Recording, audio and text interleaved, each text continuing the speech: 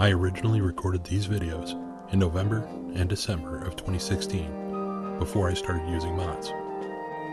I thought they might be useful for people who still don't use mods, whether it's because of game style, wanting to play the game the way it was meant to be, that sort of thing. And also just an interesting look back at what was possible before we built with mods. Thanks for watching. Hope you enjoy. Hi, this is Ed, aka Gamer Gramps. And over these next several videos, I would really like to show you what I've been able to build on my Xbox One without any mods over the last several months of playing Fallout 4. Love the game, really enjoy the settlement building aspect to it. And so let me preface what I'm about to show you with a few items. First thing is, I like to think about this almost from a real world perspective. I understand it's a game, it's a lot of fun, not having any issues there. But when I try to solve problems in the game for my settlers or create things for my settlement, I like to try to do it as though it were a real place. So therefore, a lot of my security concerns, that sort of thing, are all based upon that. So, without further ado, what I'm going to do is just walk you into Sanctuary, and the first thing we're going to talk about is just security, the basics, what I built, and why I built it.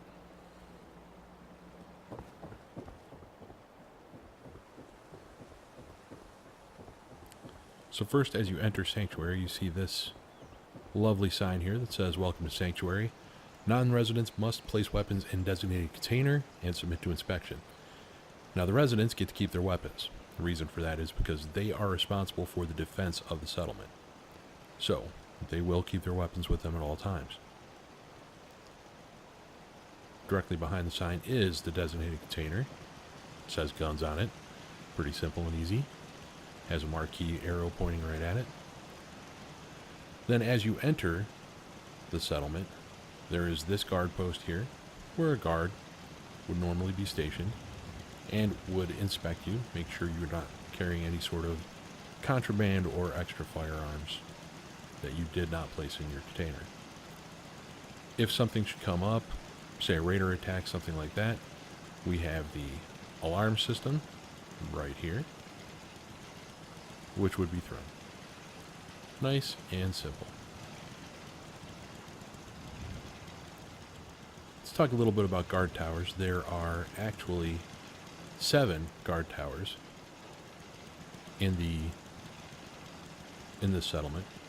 And what we do is we take, each of them are numbered, G1 through G7. The reason that is done is to eliminate confusion with our settlers. So if we say to a settler, "Hey, you've got guard duty at tower G1, they know to go right here. Not a big deal. Now, we've got a few different types of guard towers, and I'll show you each of them, each of the different types. I'm not going to show you every single guard tower I have. However, you can see that I built this up with 3 guard posts on the outside. All of them were rug glitched in place. Below it is just a standard,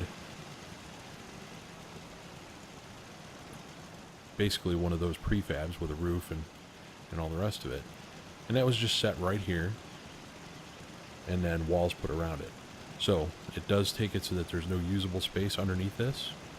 My idea was that that's all just structural, and it's skinned, and it allows the people to defend. On top of most of the guard towers, you will see, let me get you a good angle here, a missile turret and a machine gun turret. Those are for any external guard towers. And then we've also got the 2 machine guns here to help defend. So really the defense here is pretty good. Now, let's take a look at a few of the other guard towers that I have.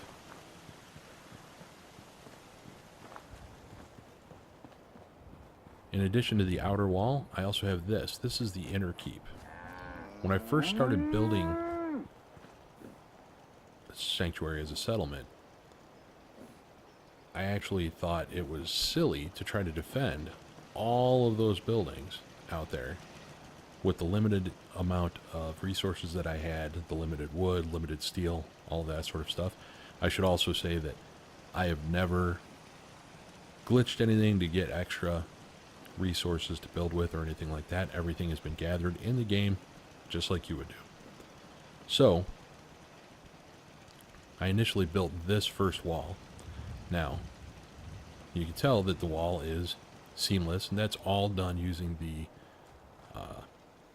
mat glitches and concrete pillar glitch. Basically nothing that's not outside of the base game or the DLCs. I learned how to do this from No Respawns. He does very good videos about how to build, so I'm not going to sit here and show you individually how each piece of that wall was put in place. He'll do a much better job of it, trust me.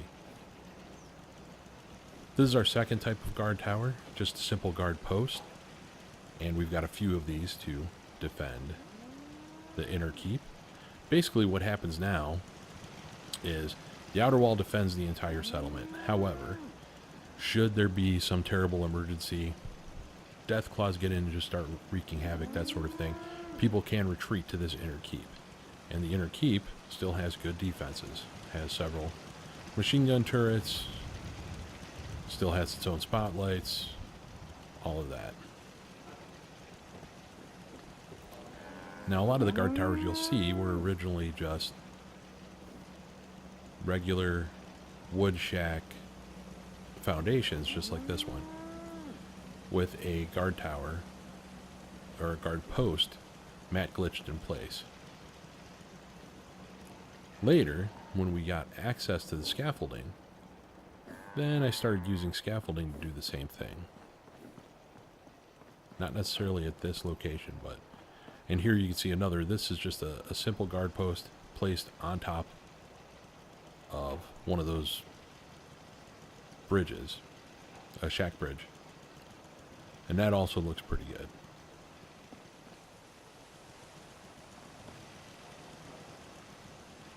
There's another one of the normal guard posts, like the ones out front. And I also have one more in the back corner, which I'll show you as we roll through. But after we got scaffolding, I started to build these smaller defense turret posts. And all it is just a simple scaffold with a ladder to give you access so that you can work on each of the turrets. And it's always a good idea to have a few turrets that face inward just in case of internal strife, rebellion, that sort of thing. But for the most part, most of my turrets face outward.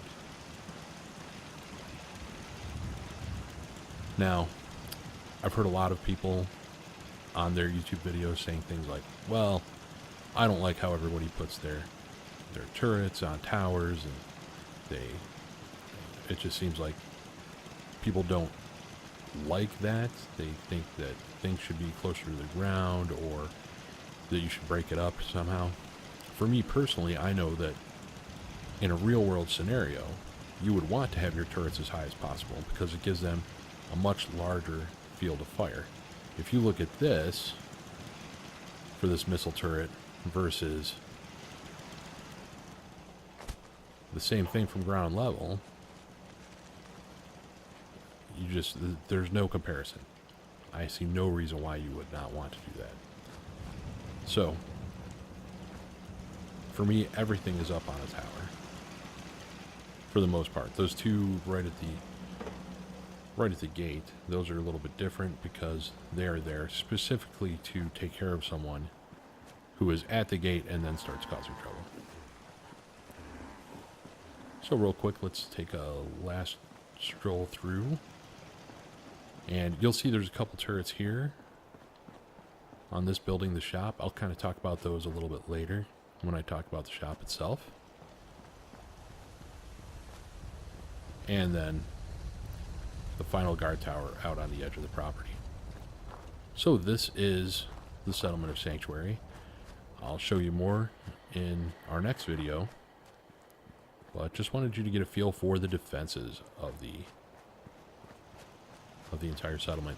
If you've enjoyed my video, especially with me stumbling through half of the words and just kind of getting used to this whole video capture thing, then please, give it a like and maybe think about subscribing.